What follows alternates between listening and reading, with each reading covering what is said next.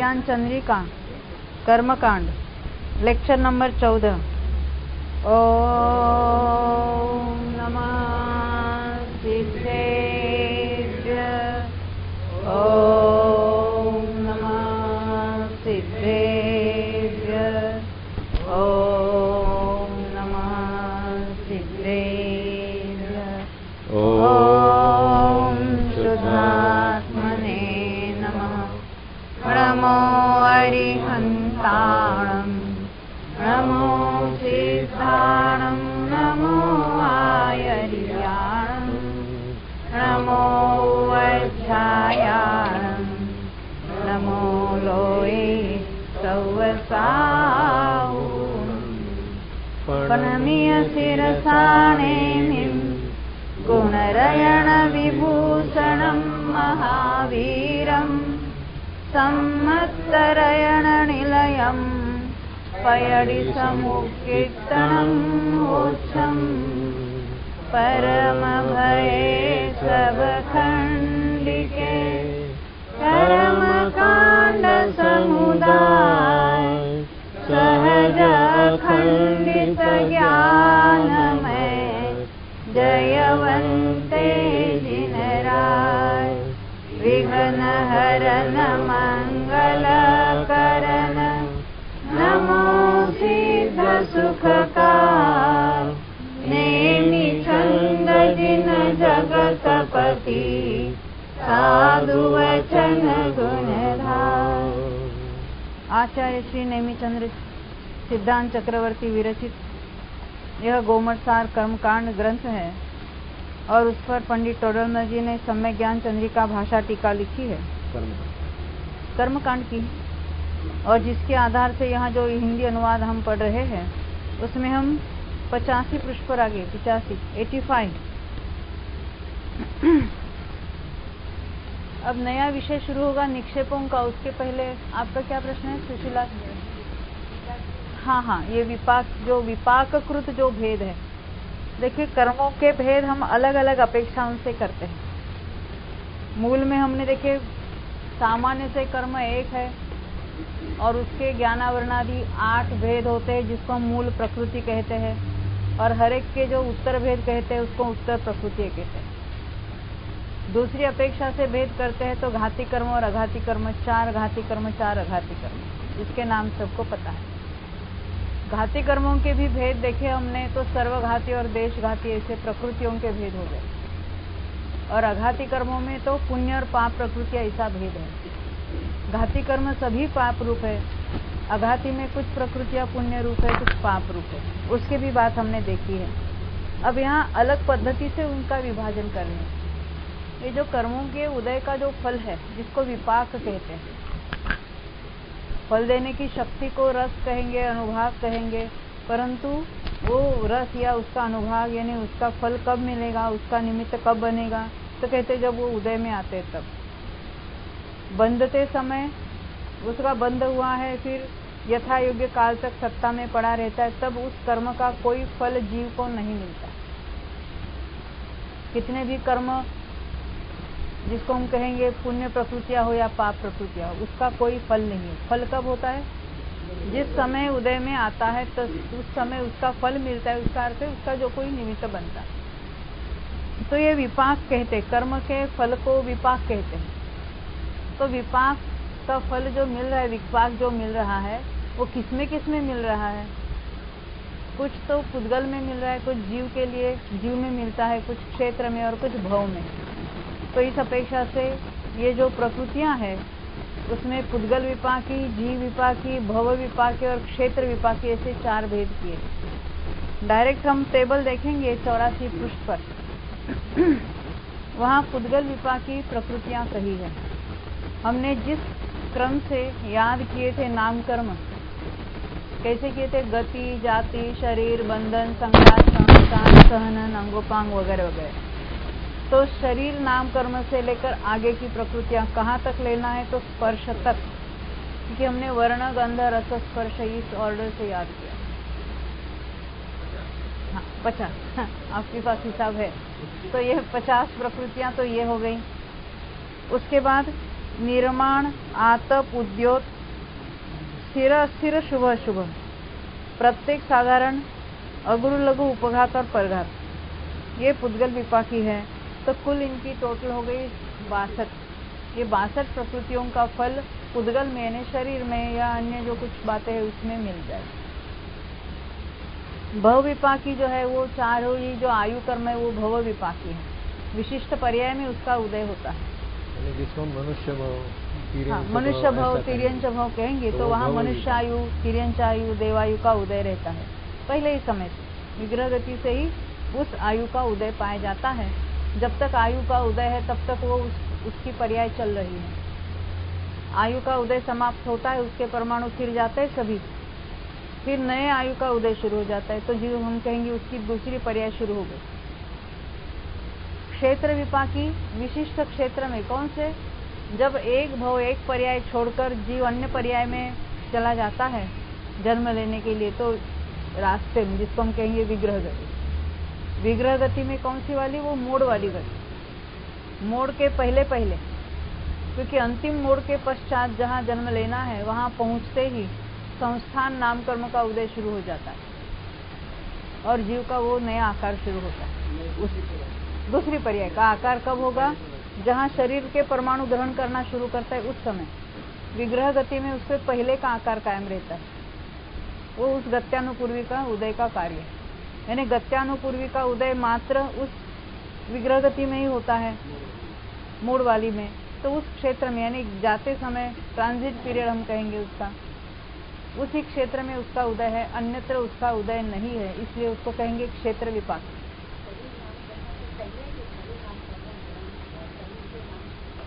नहीं, शरीर नाम कर्म का उदय कब होता है, वहां जाने पर।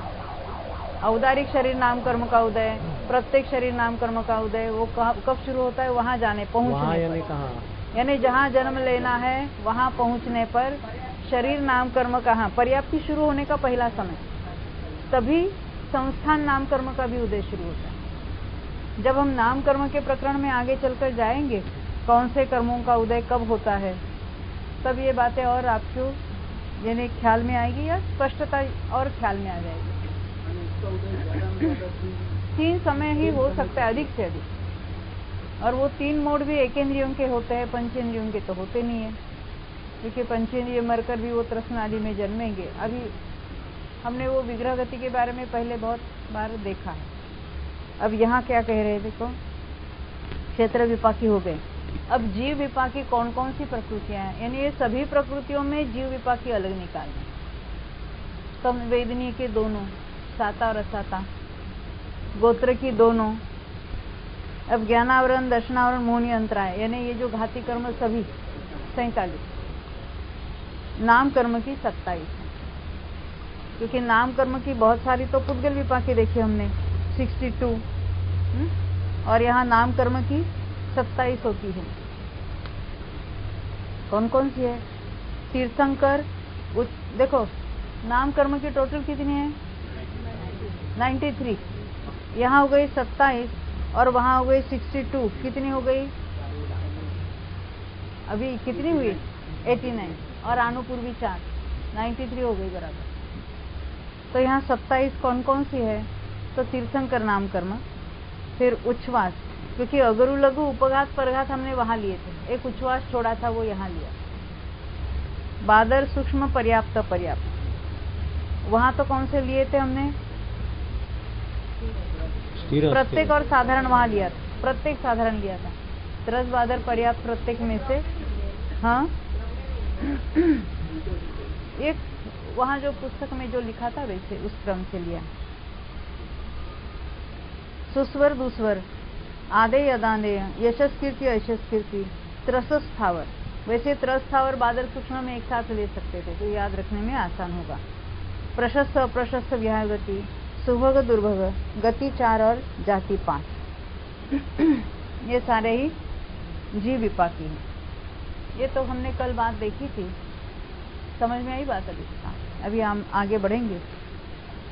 कल हमने 3 प्रकार के श्रोता भी देखे थे, जो कुछ जानते हैं, सुनते हैं, मगर कुछ है ऐसा करके छोड़ देते हैं, उसका विचार ही नहीं करते, उसको हम कहेंगे अनध्यवसाय पाया जाता है। यानी जाना, परंतु क्या जाना, उसका क्या अर्थ है, कुछ नहीं उसके बारे में। दूसरा ऐसा श्रोता है कि सुनता तो है, परंतु वो तो उसमें संशय रहता है, और संशय नहीं है, बिल्कुल पक्का हम निर्णय कर लिया, तो कैसा विपरीत। तो इस तरह से ये अलग अलग श्रोता है। हमें ऐसा भी हमने देखा था कि जो मिथ्या ज्ञान है, तो मिथ्या ज्ञान को किस तरह से समझाया जाता है। जो अनध्यवसाय है, संशय है, विपरीत है, ऐसे जो ज्ञान है वो उसको मिथ्या ज्ञान कहा जाता है। अब इसलिए कहते हैं अयथार्थ का निवारण करना है, रूल आउट करना। जो ठीक नहीं है, जो सच्चा नहीं है, उसको रूल आउट करना और सच्चे का ज्ञान कराना। तो कहते हैं अयथार्थ का निवारण करना और यथार्थ की प्ररूपणा करना। यानी यहाँ अभी निक्षेप समझाने जा रहे हैं। निक्षेप नाम का जो विषय लेंगे, तो निक्षेप क्यों समझना आवश्यक है। यानी कोई भी चीज, हमें किसी भी चीज के बारे में जानना है तो उस पर निक्षेप लगाते हैं। जानने का कार्य तो ज्ञान करता है, पर जो हम जिस वस्तु को जान रहे हैं उसमें हम अलग अलग निक्षेप के द्वारा उसको जानेंगे। निक्षेप वस्तु में रखे जाते हैं और जानने का कार्य तो ज्ञान में होता है। तो ये निक्षेप क्यों समझना आवश्यक है। अभी हम कर्मों पर भी निक्षेप लगाएंगे। तो कहते हैं अयथार्थ का निवारण करना है, यथार्थ का निरूपण करना है, कथन करना है, संशय का नाश करने के लिए, और तत्व का उदाहरण यानी समझना, जानना, ग्रहण करना, उदाहरण करने के लिए। ये जो कर्मों के अभी हमने सामान्यादि भेद और प्रभेद कहे थे, अभी तक हमने जो जान लिए थे, उस पर हम नाम वगैरह जो निक्षेप है, नाम, स्थापना, द्रव्य भाव, वो निक्षेपों को यहाँ कथन करके बताएंगे। यहाँ ऊपर लिखते हैं, एक जो नीचे श्लोक है ना, उसके ऊपर क्या लिखा है, यदि कथन न करेंगे तो उनका मन संशयादि रहित नहीं होगा, इसलिए कथन करते। इसलिए इसमें विस्तार से जानना आवश्यक है। अब प्रथम ही नामादि निक्षेपों का स्वरूप कहते हैं। नामादि कौन कौन से? नाम, स्थापना, द्रव्य और भाव। कौन से तेजस? नाम, स्थापना, द्रव्य और भाव। हाँ, ऊपर लिखिए, देखो नीचे से दूसरी लाइन में लिखा है, दूसरी तीसरी लाइन में। उनका नाम, स्थापना, द्रव्य और भाव निक्षेपों द्वारा कथन करते हैं। अभी हम देखेंगे यहाँ पर ये यहाँ कोटेशन दिया हुआ है। 3 यहाँ श्लोक है, उसको हम पढ़ेंगे। अतद्गुणेषु भावेषु व्यवहार प्रसिद्धये यत्संज्ञा कर्म तन्नाम नरेच्छावशवर्तनात् साकारे वा निराकारे काष्ठादौ यन्निवेशनम् सोऽयम् इत्यवधानेन स्थापना सा निगद्यते आगामी गुणयोग्योऽर्थो द्रव्यं न्यायस्य गोचर तत्कालपर्ययाक्रान्तं वस्तुभावोऽभिधीयते। देखो क्या कहा, पहले श्लोक में क्या कहा, अतद्गुणेषु भावेषु व्यवहार प्रसिद्ध है। यानी व्यवहार के लिए जिसमें जो गुण नहीं भी हो तो भी उसको कोई भी नाम रख देना, यह है नाम निक्षेप। नाम स्थापना, नाम निक्षेप। जैसे हमने अपने बच्चे का नाम सर्वज्ञ रख दिया, महावीर रख दिया, कुछ भी आपने क्या रखा, मोक्षा। तो मोक्ष पर्याय सहित नहीं है, फिर भी ये यानी व्यवहार चलाने के लिए, क्योंकि हम उसको नाम लेके बुलाएंगे, उसके साथ बात करेंगे, दूसरे व्यक्ति के साथ बताते हुए उसको रेफरेंस हमको लेना है, तो हम थोड़ा ही उसको कहेंगे, हम कहेंगे मोक्षा को बुलाओ। तो वहाँ कोई भी नाम रख सकते हैं, ये जरूरी नहीं है कि वैसे गुण वैसी पर्याय उसमें प्रकट हो, उसको कहेंगे नाम निक्षेप। नाम में तो इतना ही यहाँ का ना, यत अतद्गुणेषु भावेषु, अतद्गुण, वो गुण उसमें प्रकट नहीं है, फिर भी उस गुण के द्वारा हम नाम रख सकते हैं। यत संज्ञा कर्म, जो संज्ञा रखी जाती है, नाम रखा जाता है, उसको नाम कहते हैं। उसको कहते हैं नरेच्छा वशवर्तनात्। नरेच्छा ने वो अपने इच्छा से हम कोई भी नाम रख सकते हैं। दूसरी बात, साकारे व निराकारे, जो तदाकार या अतदाकार यानी जो जिस एक कोई वस्तु है उसमें हमने दूसरे वस्तु की स्थापना करनी है। स्थापना करनी यानी उसको उस वस्तु से हम पुकारेंगे, उसका नाम रखेंगे, यानी उसको हम उस वस्तु जैसा व्यवहार उपचार इसमें करेंगे। सबको मालूम है कि मंदिर में हम जाते भगवान का दर्शन करते हैं, हम कहते हैं हमारे महावीर भगवान। तो हमने क्या किया, वहाँ महावीर मनुष्याकार है, वहाँ मनुष्य के आकार की मूर्ति जो बनाई है और उसमें ये महावीर भगवान है, ऐसे हमने स्थापना की, उसको कहेंगे स्थापना निक्षेप। फिर उस मूर्ति के साथ हम साक्षात भगवान महावीर विराजमान है, इस तरह से उनकी पूजा अर्चा वगैरह करते हैं, उसको कहेंगे तदाकार स्थापना। अतदाकार यहाँ उसके लिए निराकार लिखा है, तो अतदाकार यानी जो उसका आकार नहीं है उसको उस रूप कह देना। जैसे आप शतरंज देखे, आपने खेली हो? चेस देखा तो होगा, तो उसमें हाथी होता है, ऊंट होता है, तो हाथी के आकार का है वो, फिर भी उसका पर्टिकुलर जो है उसमें हमने क्या, ये हाथी हम कह देते हैं, ये राजा है, ये वजीर है, ये घोड़ा है, ये क्या है, ऊंट है। वो मेट को चेकमेट देते हैं ना। हाँ, वैसा हो जाता है। तो उसको क्या कहेंगे, अतदाकार स्थापना। पहले के जमाने में कोई पूजा है और कोई नहीं आ सकते, कोई या किसी की पत्नी चली गई है मायके रूट करने, अभी हो सकता है डिलीवरी की गई हो कुछ भी, और कोई पूजा विधान है तो वहाँ वो सुपारी रखने का प्रकार, और वो तो हस्बैंड पति गया होगा तो तलवार आपको नहीं मालूम? 2 बार रखा होगा तलवार, आपको मालूम है, आप गए रहे। मोबाइल रखना। हाँ, नहीं तो लैपटॉप उसका वो भी रिलायंस का एडवर्टाइजमेंट। आजकल क्या हो गया, वो दूल्हा अमेरिका में, दुल्हन यहाँ पर, और वो इंटरनेट पर कुछ मैरिज वो सारे विधि हो जाते। क्यों? हाँ, ये मैरिज। अच्छा, तो उसमें वो सब क्या हुआ, उसकी जो फोटो आ रही है उसको स्थापना तो कर दी, वो साक्षात है, इस तरह उसके ऊपर विधि भी बोलेंगे, सब करेंगे, मंत्र बोलेंगे, देते हैं वो वहाँ पे लेता है। हाँ, अच्छा, वहाँ पर लेता है। अच्छा है।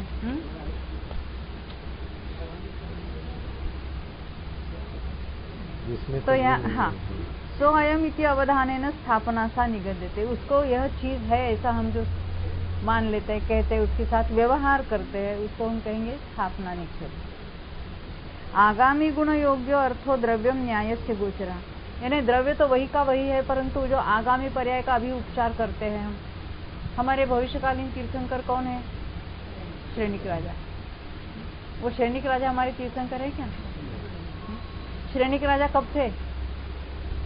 महावीर भगवान के काल में थे। अब वो तो पहले नरक के नारकी है, और जब वो हमारे पहले तीर्थंकर हो गए तो हम उनका नाम होगा महापद्म। महापद्म। तो उसका उपचार द्रव्य तो वही का वही है, जीव वही का वही है, उस पर किसी पूर्व पर्याय का भविष्यकालीन पर्याय में या भविष्य पर्याय का अभी वर्तमान में ये जो उपचार होता है उसको कहेंगे द्रव्य निक्षेप। और भाव निक्षेप में जिस काल में वो उस रूप परिणमित होती है उस काल में उसको भाव निक्षेप कहेंगे।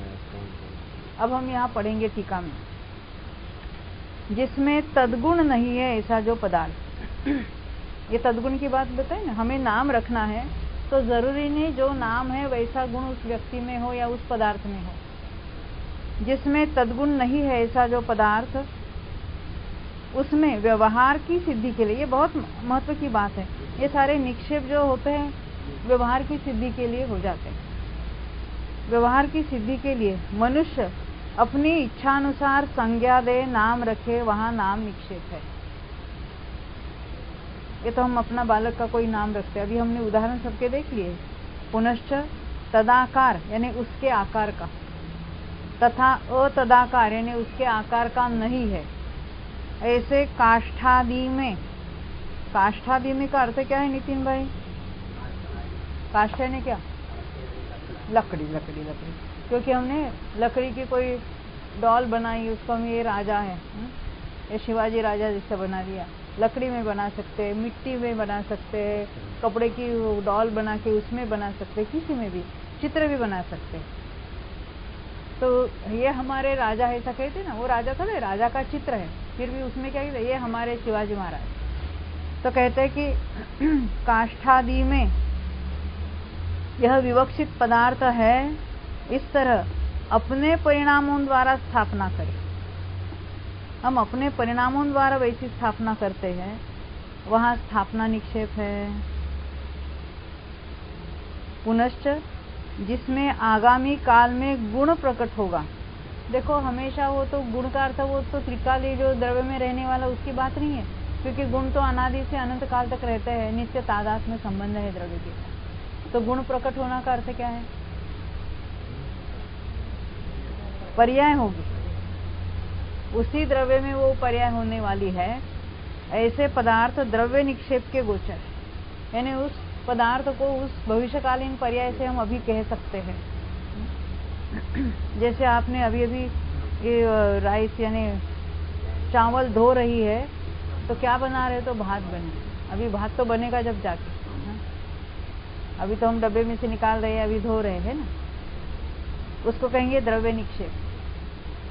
पुनश्च जिसमें वर्तमान काल में तद्गुण रूप पर्याय पाई जाती है, उसको वस्तु भाव कहते हैं। यह भाव निक्षेप है। वस्तु भाव कहते हैं ना, उस वस्तु का वो भाव है, यानी वो द्रव्य निक्षेप। तो पहले अन्य पर्याय का अन्य पर्याय में उपचार किया, द्रव्य वही का वही था। यहाँ जो पर्याय चल रही है उसी के द्वारा उसके व्यवहार चलता है, उसको हम भाव निक्षेप कहते हैं। नहीं समझा। एक व्यक्ति नए गांव में गया, वहां मंदिर में गया, तो वहां का राजा पूजा कर रहा था, तो उसने बोला हे पुजारी। तो राजा ने उसको पकड़ा और चलो दरबार में ले गया। तुम, मैं राजा हूं, तुम मेरे को पुजारी कैसा है? तो उसने कहा देखो साहब, ये भाव निक्षेप से तो आप पुजारी ही हो। वो भी जैनी था तो समझ गया, तो उसको छोड़ दिया।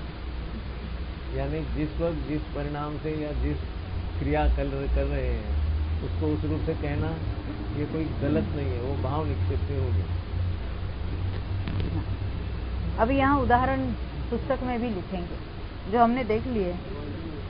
यहाँ उदाहरण बताते हैं, जैसे यहाँ पृथ्वी का स्वामी राजा विवक्षित है। राजा पर ये सभी निक्षेप घटा रहे हैं। राजा शब्द पर चारों निक्षेप बताते हैं। ये ब्रैकेट में इसलिए लिखा कि क्या कहना चाहते ख्याल में नहीं आती ये बात हमें। मनुष्यों ने अपनी इच्छानुसार व्यवहार की सिद्धि के लिए किसी पुरुष का नाम राजा रखा, उसको राजा कहना नाम निक्षेप है। हमारे बच्चों का नाम तो राजा रख सकते हैं ना, बहुत सारे हैं राजा, क्यों?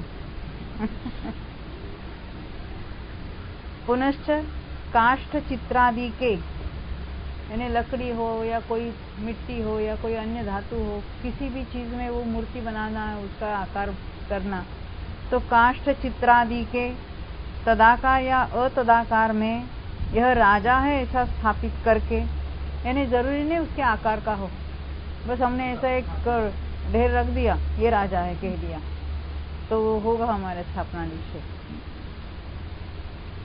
ऐसा स्थापित करके काष्ठ चित्र आदि के बने आकार को राजा कहना स्थापना निक्षेप है। यदि राजा जैसा आकार किया तो वो हम तदाकार स्थापना कहेंगे। कोई भी हमने ऐसा मिट्टी का ढेर रख दिया, ये राजा है, ये हमारी प्रजा, ये कुछ ऐसा कह दिया, तो वो हो गया अतदाकार स्थापना। वहां तदाकार स्थापना राजा के समान आकार हो वहां जानना, और अतदाकार स्थापना जहां राजा जैसा आकार न हो और राजा को स्थापित करे वहां जानना। अभी इसका उदाहरण मेरी भाषा में लिखा है, जैसे शतरंज में राजा, वजीर, हाथी आदि की अतदाकार स्थापना है। पुनश्च जो आगामी काल में राजा होगा उसे राजा कहते हैं, वहां द्रव्य निक्षेप है। और जो वर्तमान में पृथ्वी का स्वामी है उसे राजा कहते हैं, वहां भाव निक्षेप है। देखो जो कोई राजपुत्र है, युवराज है, उसको भी नौकर क्या कहेंगे, राजा साहब करके पुकारेंगे, तो वो भविष्य में होने वाला है, परंतु अभी से उनको राजा कहना ये क्या होगा, द्रव्य निक्षेप। जैसे हमने जब मेडिकल में प्रवेश लिया, अभी फर्स्ट ईयर में है, तभी हमारे घर के नौकर हमको डॉक्टर डॉक्टर कह के पुकारने आए। मुफ्त में दवा देंगे इसमें। केवल ज्ञान होने के पहले तीर्थंकर के अंदर द्रव्य निक्षेप। हाँ, अभी तीर्थंकर का जन्म हुआ कहेंगे ना, कहेंगे हम, वो द्रव्य निक्षेप से सही है। जैसे अभी सैनिक राजा को हम तीर्थंकर कह रहे, तो बालक को कहने में क्या हर्जा है, वो तो उसी भाव में जाने वाला है। हाँ, फिर भी हमें ये समझना आवश्यक है कि वो तो तीर्थंकर जब जाके 13वें गुणस्थान में होगा तब बनेगा, तब उसको हम भाव निक्षेप से तीर्थंकर कहेंगे। पर जन्मते समय उसको तीर्थंकर कहना एकदम 100% ये गलत है ऐसा नहीं कह सकते। वो हम द्रव्य निक्षेप से कह सकते उसको, यानी कथन में कोई दोष नहीं है, परंतु कथन किया तो भी समझना हमारी जवाबदारी है। जैसे बच्चों को सिखाते आदिनाथ तीर्थंकर ने कितनी शादी करी थी, तो वो बोलेंगे 2। तो ये गलत फहमी न रहे इसलिए हाँ। अभी बताते ये है कि आदिनाथ राजा ने 2 शादी की थी, तीर्थंकर ने नहीं। यानी तीर्थंकर जन्मते नहीं, तीर्थंकर शादी नहीं करते, ये जो बातें बताना चाहते, क्योंकि बच्चों को ये बात आवश्यक है कि यथार्थ क्या है वो समझना जरूरी है। और निक्षेप के द्वारा ये व्यवहार की रूढ़िगत या सिद्धि के लिए, व्यवहार चलाने के लिए कहना कोई अलग बात है, कह दिया तो समझना अपनी जिम्मेदारी। इस तरह जो पदार्थ विवक्षित हो, जिस किसी की बात हमें समझनी है, उस पदार्थ पर ये सब निक्षेप लगेंगे। उसके नाम, स्थापना, द्रव्य भाव, निक्षेप जानना। यहाँ कर्म विवक्षित है, हमको ज्ञान समझना है, श्रुत ज्ञान पर लगाओ, सभी हम निक्षेप लगाएंगे। हर एक कोई भी चीज हो, सम्यक दर्शन पर लगाओ, सामायिक नाम है उस पर लगाओ, ये सभी में ये निक्षेप लगते हैं। हमें जो कोई विषय समझना है उस बारे में ये सभी निक्षेप लगाकर उसको समझा जाता है। हमने धौला में जब पढ़ा था, हर एक में वो कोई भी नया विषय तो शुरुआत में पहले वहां तो 6 निक्षेप लगाते थे। कौन से 6? द्रव्य क्षेत्र काल भाव, नाम, स्थापना, द्रव्य क्षेत्र काल भाव, ये 6 निक्षेप लगाते थे। अभी हमें उसके डिटेल में नहीं जाना है। यहाँ ये 4 निक्षेप तो बेसिक है और उतने हमारे लिए कार्यकारी। तो यहाँ कर्म विवक्षित है। कर्म विवक्षित है, हम कर्म का अभ्यास करते हैं, कर्मों के हमने अभी भेद प्रभेद देखे हैं, उस पर ये निक्षेप लगाएंगे।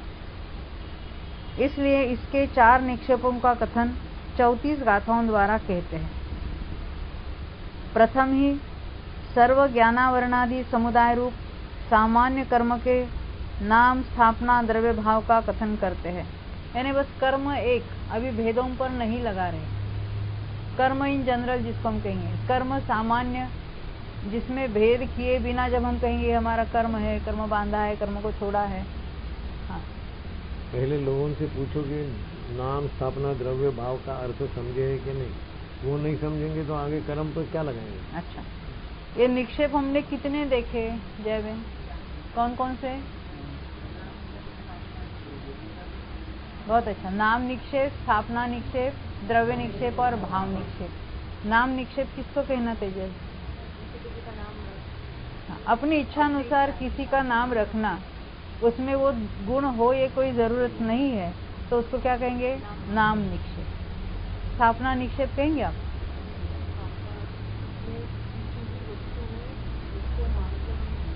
हाँ, अन्य किसी वस्तु को वहां मान लेना, अपनी कल्पना कर लेना, हाँ, उसको वैसा कहना, वो क्या होगा? स्थापना। उसके कौन से 2 भेद हैं? हाँ, तदाकार स्थापना और अतदाकार स्थापना। तदाकार स्थापना से क्या समझते हैं? हाँ, जैसे जिस वस्तु को स्थापित करना है उस जैसा आकार हम बनाते हैं, किसमें काष्ठ है, चित्र है, जो कोई अन्य पाषाण की वस्तु है, तो उसमें उसका जैसा आकार बनाना, उसको क्या कहेंगे? तदाकार। कोई भी अन्य आकार बना लें और उसमें हमने उसको कह दिया कि ये अमुक चीज है, तो ये अतदाकार स्थापना। ये लंदन में जब तो पंच कल्याण हुआ था अभी लेटली 2 साल पहले, 2-3 साल पहले, तो वहाँ हाथी कहाँ से लावे?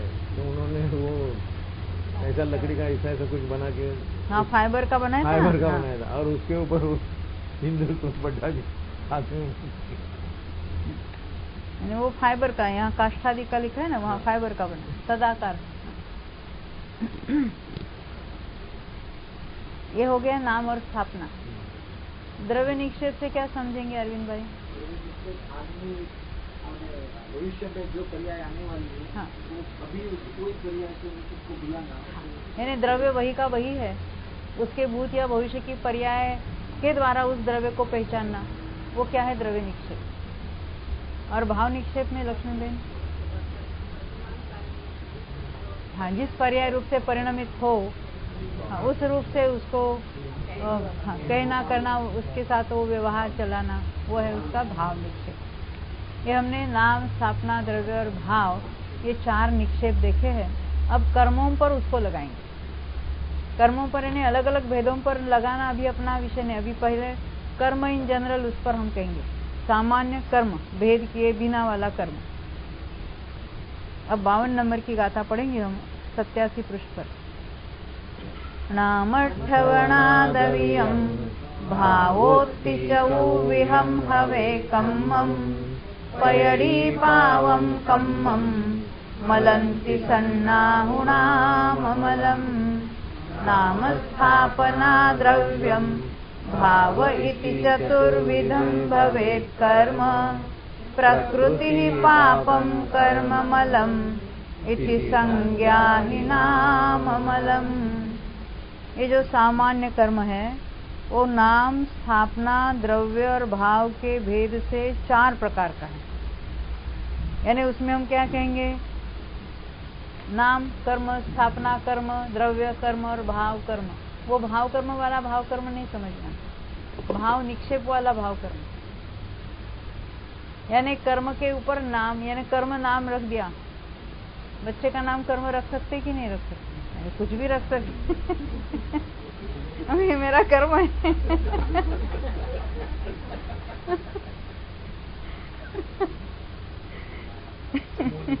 आगे है। अच्छा, मोहनी नाम रखना है।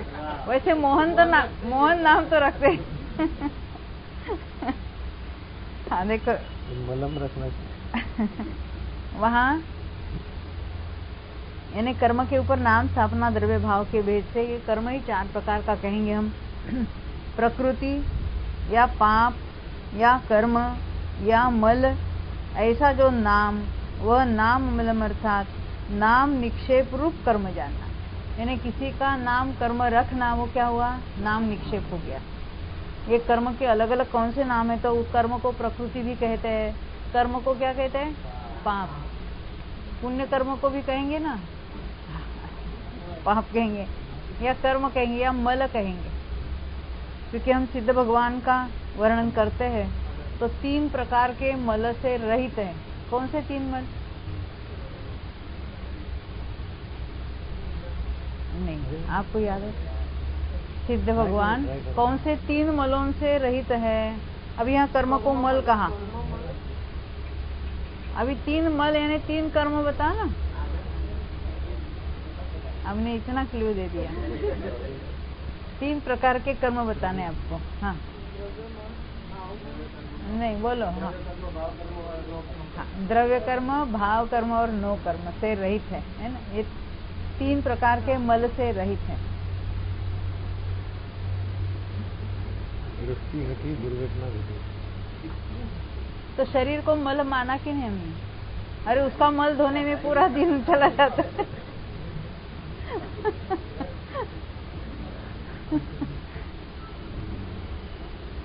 आगे 53 नंबर की गाथा।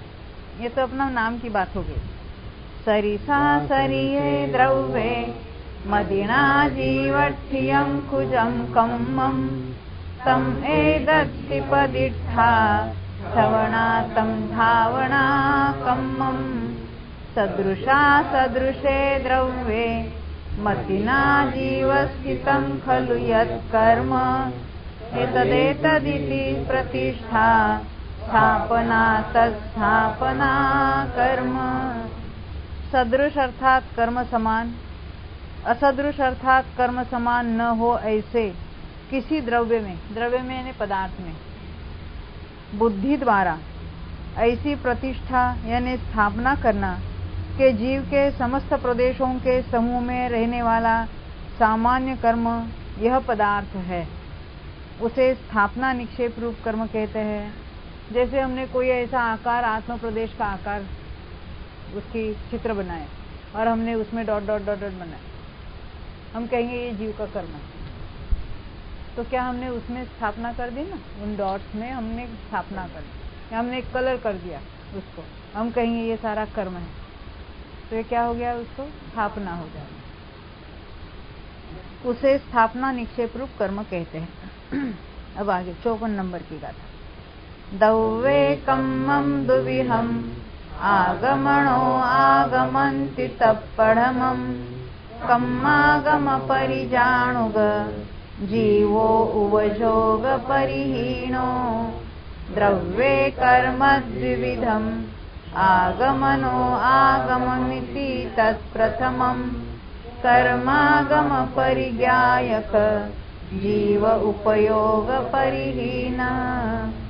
अब ये जो द्रव्य निक्षेप के बहुत सारे भेद है और हम बहुत विस्तार से देखेंगे, नहीं समझे तो फिर दोबारा पूछना भी। तो यहाँ कहते हैं द्रव्य निक्षेप रूप कर्म 2 प्रकार का है, ऊपर लिखा ना, द्रव्य कर्म द्विविधम आगम नो आगम इति तत्प्रथम, यानी द्रव्य निक्षेप से कर्मों के 2 प्रकार की है, आगम द्रव्य कर्म यानी द्रव्य निक्षेप, और नो आगम द्रव्य निक्षेप रूप कर्म। कर्म के जो हम उसमें द्रव्य निक्षेप लगा रहे हैं, तो उसमें 2 भेद कौन से सरला बहन? हाँ, आगम द्रव्य और नो आगम द्रव्य। कर्म लगाना, देखो, एक आगम द्रव्य कर्म, ये द्रव्य कर्म यानी वो 8 कर्म वाला द्रव्य कर्म, वो बात नहीं, द्रव्य निक्षेप वाला द्रव्य कर्म।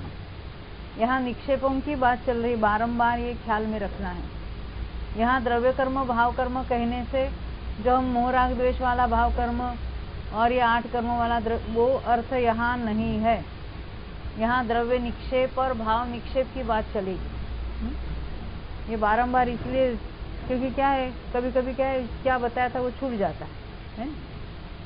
तो द्रव्य निक्षेप रूप कर्म 2 प्रकार के, निक्षेप रूप शब्द डाला बीच में, एक कौन सा, आगम द्रव्य कर्म, और दूसरा भेद नो आगम द्रव्य कर्म यानी द्रव्य निक्षेप रूप कर्म।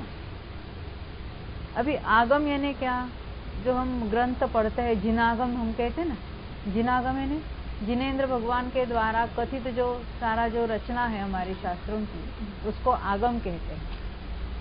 और आगम को जानने वाला जीव, यहाँ कर्म की बात चलेगी तो कर्म संबंधी आगम को जानने वाला जो जीव है, उस जीव को कर्म कहना, परंतु वो जीव यहाँ कैसा जीव लिया है कि अभी उसमें उसका उपयोग नहीं है। वो कर्म का जानकार है, परंतु अभी क्या न्यूज़पेपर पढ़ रहा है, टीवी देख रहा है, तो उसका उपयोग अभी दूसरे किसी चीज में लगा है, परंतु वो कैसा है, कर्म का आगम जानने वाला जीव। जैसे हम कहेंगे अश्विन भाई वो कर्म की सब थियोरी जानते हैं, कर्म का आगम का अभ्यास किया है, और अभी वो क्या है, मोक्षा के साथ बात कर रहे हैं। मोक्षा ने नाम निक्षेप वाली मोक्षा, ग्रैंड डॉटर। हाँ, तो क्या कहेंगे, उनका उपयोग अभी उसमें नहीं है, तो उनको क्या कहेंगे, आगम द्रव्य निक्षेप से कर्म कहेंगे उनको। किसको, जीव को। ख्याल में आई बात। जो जीव कर्म के आगम को जानता है, उसका अभ्यास किया है, वर्तमान में उसका उपयोग उसमें नहीं है, क्योंकि यहाँ द्रव्य निक्षेप की बात चल रही है, इसलिए वर्तमान पर्याय उस संबंधी उपयोग रूप ज्ञान में नहीं है। उनके ज्ञान के पर्याय में तो है, क्योंकि वो जान रहे हैं, परंतु उपयोग अभी अन्यत्र लगा है, तो उसको क्या कहेंगे हम, आगम द्रव्य कर्म कहेंगे। देखो देखो, तो यहाँ कर्म का स्वरूप जिस आगम शास्त्र में प्रतिपादन किया, प्रतिपादन ने बताया है, जैसे हम यहाँ कर्मकांड पढ़ रहे हैं, तो कर्म का स्वरूप जिस आगम शास्त्र में प्रतिपादन किया है, ऐसे आगम को अर्थ शब्द के संबंध से अथवा ज्ञाता ज्ञेय के संबंध से जानने वाला जीव, अर्थ शब्द ने वहां तो शब्द लिखे हैं और उसका अर्थ जानने वाला, या ज्ञाता ज्ञेय ने जीव स्वयं ज्ञाता है और उसको ज्ञेय बनाया है आगम ग्रंथों को, तो ज्ञाता ज्ञेय संबंध से जानने वाला जीव, अपनी भाषा में जिसने कर्म का आगम जान लिया, ऐसा जो जीव है परंतु एक कंडीशन क्या है, जो वर्तमान काल में उस आगम के पदार्थ के अर्थ के अवधारण या चिंतन आदि परिणमन रूप उपयोग से रहित हो। यानी वर्तमान में ना उसको पढ़ रहा है, ना उसके बारे में चिंतन चल रहा है, ना उसके कुछ बातें वो याद कर रहा है, स्मरण कर रहा है, रट रहा है, जान रहा है। तो अर्थ का उदाहरण यानी जानना, चिंतन करना, यानी मान लेते वो घूम रहा है, रोज प्रकृतियों की बातें याद कर रहा है, तो वैसा नहीं है उसका उपयोग उसमें। तो उपयोग से रहित हो, अन्यत्र उपयोग युक्त हो, एक वाक्य में बता दिया। यानी वो कर्म के आगम को जानने वाला जीव, उसका उपयोग अभी अन्यत्र लगा है। वह जीव, किसको कहा, वह जीव आगम द्रव्य कर्म है। जीव को यहाँ कर्म कहकर पुकार रहे, क्यों? कर्म के आगम को जानने वाला जीव है, उस जीव को यहाँ आगम द्रव्य कर्म कहते हैं। यानी आगम द्रव्य निक्षेप से उस जीव को कर्म कह रहे। ये बात ख्याल में आई सबको? नितिन भाई क्या बताया?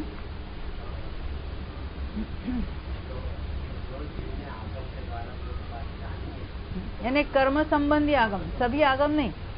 उसने समय सार पढ़ा हो तो उसको नहीं कहेंगे आगम द्रव्य कर्म कहेंगे, आगम द्रव्य समय सार कहेंगे, उसकी बात अलग बात है। हाँ हाँ हाँ, बहुत अच्छा। हाँ, कर्म के आगम को जिसने जान लिया है और जिसका उपयोग अभी अन्यत्र है, उस जीव को आगम द्रव्य निक्षेप से कर्म कहेंगे। यानी उसका नाम क्या? आगम द्रव्य कर्म, उस जीव को बताया। आगे अब 55 गाथा। दूसरा भेद कौन सा कहा? नो आगम, आगम को नहीं जानने वाला। जो आगम को नहीं जानता ऐसा क्या है तो हम देखेंगे। जानग शरीर भवियम तवदिरिक्तम तुहोदिजम विधियम सत्थ शरीरम तिविहम तिय काल गयन्ति दो सुगमा न्यायक शरीरम भावी तद्व्यतिरिक्तम तु भवति अद्वितीयम तत्र शरीरम त्रिविधम त्रयकालागतमिति द्वे सुगमे। दूसरा नो आगम द्रव्य कर्म है, वह 3 प्रकार का है। नो आगम यानी जो आगम को नहीं जानता है, ऐसी की बात चल रही है, अभी उसको कहेंगे। तो ये 3 कौन कौन से है? हाँ, कर्म आगम को नहीं जानने वाले ऐसे क्या क्या चीजें हैं? तो एक उस जीव का शरीर वो आगम को नहीं जान रहा है। ऐसा जीव के जो भविष्य में जानेगा परंतु अभी नहीं जान रहा है, उसको भी हम नो आगम कहेंगे। परंतु वो भविष्य में जानने वाला है, अभी नहीं जान रहा है। हाँ? नहीं, जानने की भगवान ने तो जाना है कि ये जीव आगे चलकर कर्म का अभ्यास करेगा। जैसे आप लोग अभी कुछ नहीं जान रहे, अभी पूरा कर्मकांड पढ़ने वाले हो, केवली ने जान लिया है।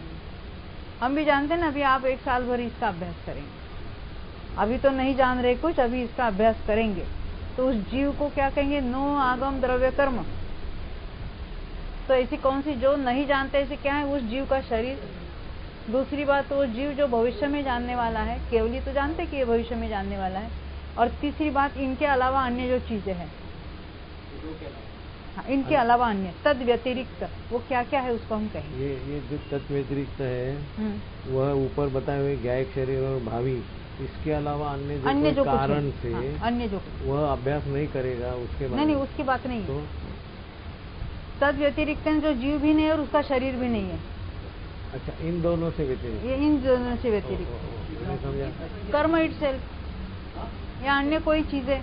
अब ये सोफा है, ये तो कुछ जान नहीं रहा है। अन्य पुद्गल जो कुछ वो हम देखें, पढ़ेंगे ना आगे। अन्य नहीं जानने वाला, जानने वाले को हमने आगम द्रव्य कर्म कहा। अब ये नहीं जानने वाले में क्या क्या लेना, उसके 3 बताए। एक ज्ञायक शरीर, एक भावी यानी जीव है वो, पर जो भविष्य में जानेगा। और तीसरी बात, इन दोनों के अलावा अन्य जो कुछ है, वो अन्य क्या है वो हम यहाँ पढ़ेंगे। देखो माने उससे मैंने मोक्षा का उदाहरण दिया था तो आपने कबूल नहीं किया। किसमें मोक्ष? ये जरूरी नहीं कि वो जाके आगे पढ़ेगी, ये जरूर, हाँ, जो निश्चित रूप से पढ़ने वाला है जीव उसकी बात। हाँ, केवली को मालूम है, अवधि ज्ञानी जानेंगे।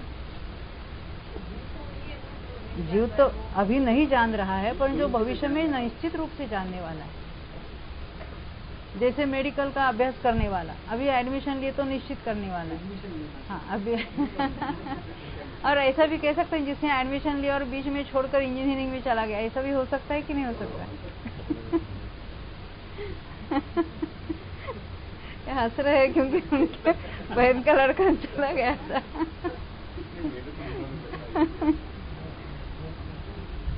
परंतु केवल तो जानते हैं ना कि ये जीव आगे चलकर जानने वाला है। हो सकता है आगे के भव में जानेगा, जरूरी नहीं कि इसी भव में जानेगा। तो हम यहाँ देखेंगे ये 9 आगम द्रव्य कर्म जो है वो 3 प्रकार का है। कौन सा है? ज्ञायक शरीर, भावी और तद्व्यतिरिक्त। ज्ञायक शरीर का अर्थ है ज्ञायक का शरीर, जो जीव जान रहा है, जीव जान रहा है, उसका शरीर तो नहीं जान रहा है, तो उस शरीर को भी हम कहेंगे ना 9 आगम कर्म कहेंगे, उसको 9 आगम द्रव्य कर्म कहेंगे। तो ये 3 भेद है। कौन से 3 भेद तेजल? हाँ, ज्ञायक शरीर, भावी, तद व्यतिरिक्त। अभी क्या ये संस्कृत मिश्र है ना? इनको छोड़कर अन्य जो कुछ है, तद व्यतिरिक्त। व्यतिरिक्त यानी उनको छोड़कर अन्य जो कोई चीजें है वो तद व्यतिरिक्त में आ गए। हाँ। अब उसमें हम देखेंगे ज्ञायक शरीर। वहाँ ज्ञायक अर्थात कर्म स्वरूप को जानने वाला जीव, उसका जो शरीर, ये जीव को तो हमने आगम में ले लिया, आगम द्रव्य कर्म में लिया, और यहाँ शरीर लिया। जानने वाले जीव का शरीर तो कुछ नहीं जान रहा है, उस शरीर को ज्ञायक शरीर कहा। ज्ञायक शरीर यानी ज्ञायक का शरीर। ये षष्ठी तत्पुरुष की बात आई थी ना उसमें। हाँ, एक शब्द बनाया दोनों का। ज्ञायक शरीर यानी शरीर ज्ञायक नहीं है, ज्ञायक का शरीर। हाँ, तो ज्ञायक अर्थात कर्म स्वरूप को जानने वाला जीव, उसका जो शरीर, उसको ज्ञायक शरीर 9 आगम द्रव्य कर्म कहते हैं। ये लंबा चौड़ा नाम है। हाँ? पूरा नाम क्या है इसका? ज्ञायक शरीर 9 आगम द्रव्य कर्म। वहाँ ज्ञायक शरीर 3 प्रकार का है।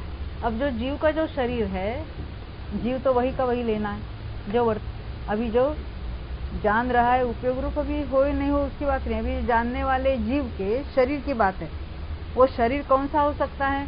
वर्तमान का हो सकता है, पिछले भव का हो सकता है, आगामी भव का हो सकता है। ज्ञायक के जो शरीर है, आप अभी कर्म का जो कुछ अभ्यास कर रही हो तो वर्तमान का शरीर, या पहले भव का जो कोई होगा, या भविष्य में जो उदाहरण करेगी उसको भी कह सकते हैं। तो ज्ञायक शरीर 3 प्रकार का, भूत, वर्तमान और भावी। इस तरह त्रिकालगत है। देखो ऊपर भी एक भावी शब्द आया था और ज्ञायक शरीर में भी भावी शब्द आया। इन दोनों में सरलाबेन क्या डिफरेंस है? नहीं, यहाँ शरीर की बात है, वहाँ जीव की बात है। वहाँ भावी जो पहले वाला जो 3 भेद किए ना, ज्ञायक शरीर, भावी और तद व्यतिरिक्त। यहाँ भावी में वो जीव है जो अभी नहीं जान रहा है परंतु भविष्य में जानेगा। ज्ञायक शरीर में भी 3 भेद किए, भूत, वर्तमान, भविष्य वाले। तो भविष्य का जो शरीर होगा उसको यहाँ भावी ज्ञायक शरीर कहा, तो उसको शरीर को कहा। यहाँ शरीर को भावी कहा, वहाँ जीव को भावी कहा। वो भविष्य में नहीं जानेगा, उसको भावी कहा। नहीं जानेगा, नहीं जाने, नहीं, ज्ञायक शरीर तो कभी भी नहीं जानेगा। ज्ञायक का शरीर और भावी। ज्ञायक शरीर में जो तीसरा भेद है ना, उसकी बात नहीं पूछ रहा हूँ। हाँ। पहले जो हमने 9 आगम द्रव्य 3 प्रकार के देखे, ज्ञायक हाँ। शरीर, भावी और तद्व्यतिरिक्त। हाँ, यहाँ भावी यानी जीव, जो भविष्य में जानने वाला जीव है, वो भविष्य में जानेगा, भविष्य में जानेगा, वो जीव लिया, उसको क्या कहेंगे? भावी 9 आगम द्रव्य कर्म। और यहाँ ये जो भावी वाला जो डिफरेंस है, भेद है, भावी ज्ञायक शरीर 9 आगम द्रव्य कर्म। अभी थोड़ा अटपटा लगेगा आपको लंबे लंबे चौड़े नाम सुनकर, नहीं समझे? फिर हम रिपीट करेंगे, कोई हमें जल्दी नहीं है। और समझ में आवे ऐसी बात है, ऐसी कोई नहीं है। तो अभी तक हमने कितने द्रव्य निक्षेप के कितने भेद देखे सुशीला जी? बहुत अच्छा। मूल भेद 2 किए, आगम द्रव्य कर्म और नो आगम द्रव्य कर्म। आप बताना आगम द्रव्य कर्म किसको कहा? हाँ, यानी जो कर्म आगम को जानने वाला जीव उसमें उपयोग से रहित है, उस जीव को आगम द्रव्य कर्म कह दिया। प्रेरणा में नो आगम द्रव्य कर्म किसको कहना? हाँ, ये नहीं जानने वाले को। अब नहीं जानने वाले की जो नो आगम के 3 भेद बताना। हाँ, ज्ञायक शरीर, भावी और तद्व्यतिरिक्त। यहाँ भावी से क्या मतलब है? हाँ, जो जीव अभी नहीं जान रहा है, क्योंकि नहीं जानने वाले की बात है ना। नो आगम यानी नहीं जानने वाला, परंतु वो भविष्य में जानेगा, इसलिए भावी कहा। ज्ञायक शरीर का अर्थ क्या है जेपी सर? ज्ञायक का शरीर, ज्ञायक का शरीर नहीं से भाई ख्याल में आती? जानने वाले जीव के शरीर को ज्ञायक शरीर का। और तीसरा भेद कौन सा? तद व्यतिरिक्त, यानी इनको छोड़कर शरीर भी नहीं और जीव भी नहीं, और भी कुछ है ना, अभी कर्म वगैरह अन्य जो कुछ चीजें उसमें देखेंगे, जब उसका नंबर आएगा तब देखेंगे। अभी ज्ञायक शरीर के 3 भेद बताने आपको नैन्सी भाई। ज्ञायक शरीर के 3 भेद, बहुत अच्छा। भूतकाल, अभी जो वर्तमान में जीव जान रहा है उस जीव का पूर्व शरीर, भूतकाल का शरीर यानी पूर्व पर्याय का, पहले भव का, वर्तमान का और भविष्यकालीन जो भव होगा उसका शरीर, ये तीनों ही शरीरों को ज्ञायक शरीर कहेंगे। यहाँ तक बात ख्याल में आई? आगे देखो, ज्ञायक शरीर 3 प्रकार का है, भूत, वर्तमान, भावी, इस तरह त्रिकालगत है। चौथी लाइन, वहां जिस शरीर सहित जीव कर्म स्वरूप को जानने वाला है वह वर्तमान शरीर, यानी अभी इसी वर्तमान शरीर के साथ वो कर्म को जान रहा है, उस वर्तमान शरीर को यहाँ वर्तमान ज्ञायक शरीर नो आगम द्रव्य कर्म कहा है। इसके पहले जिस शरीर को छोड़कर आया है वह भूत शरीर, भूत का शरीर नहीं, अभी भूत शरीर तो हर जगह का तो भूत का शरीर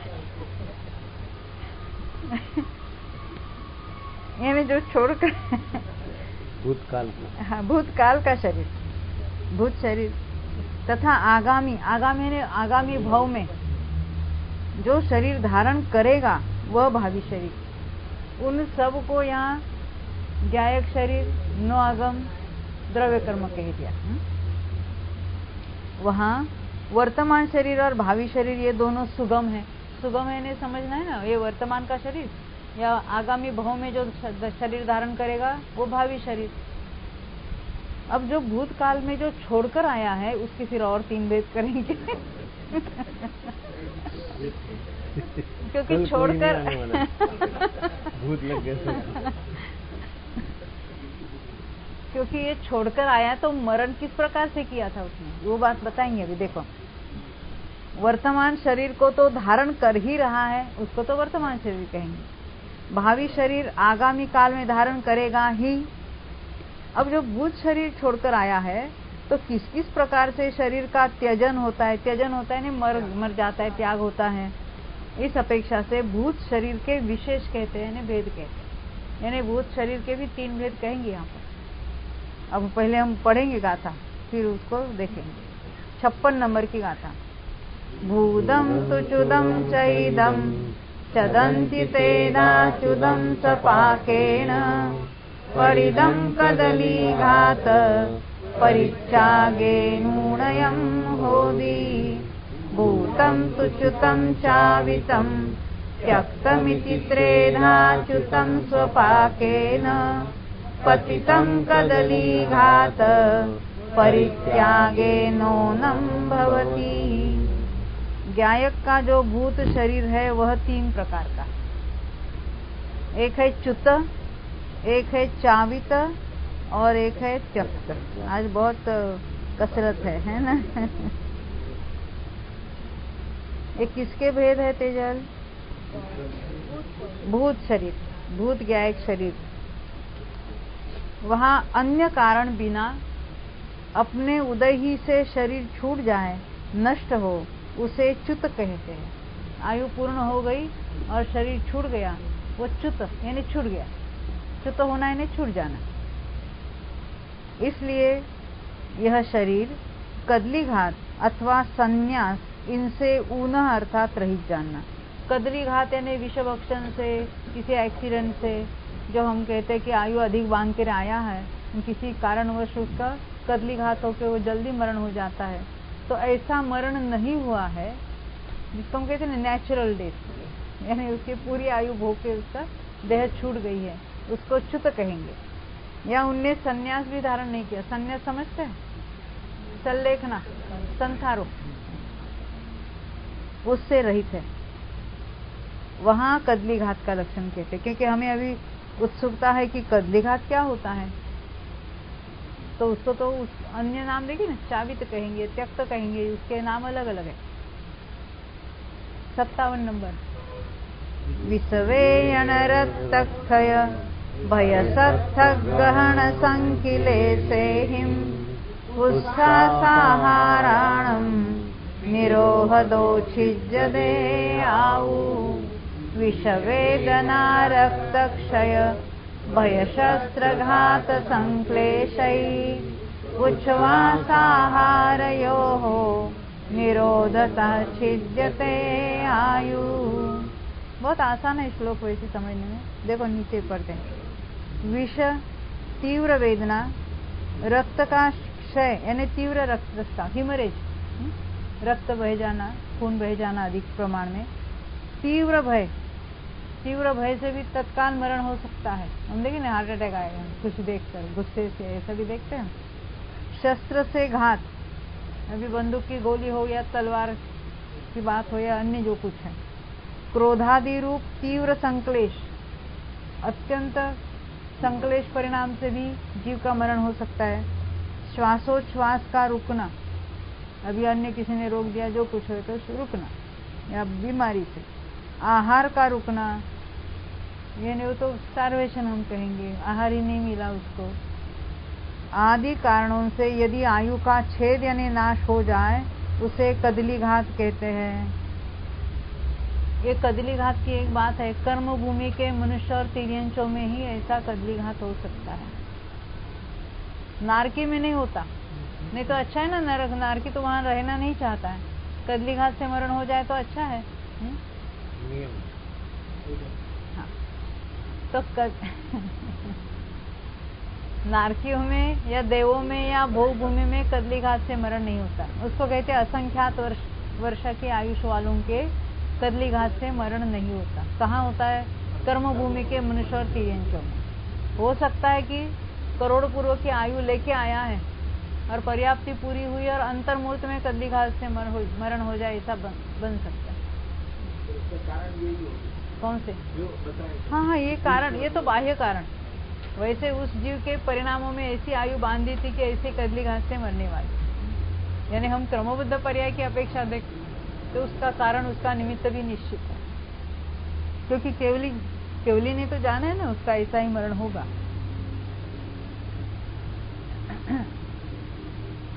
तो ये कदली घात की बात और कल करेंगे।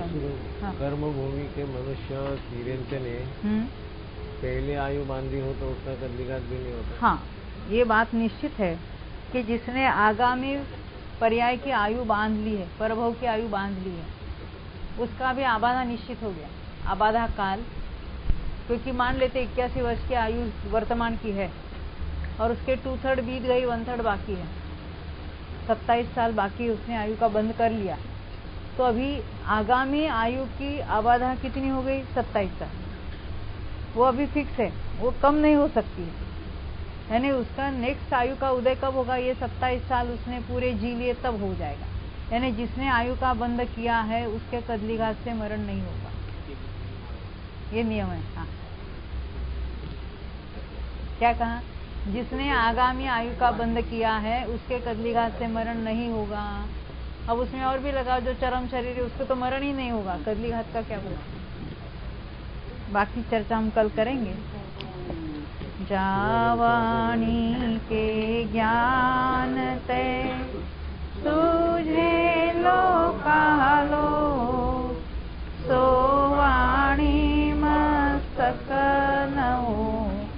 सदा देत हो जोशी सर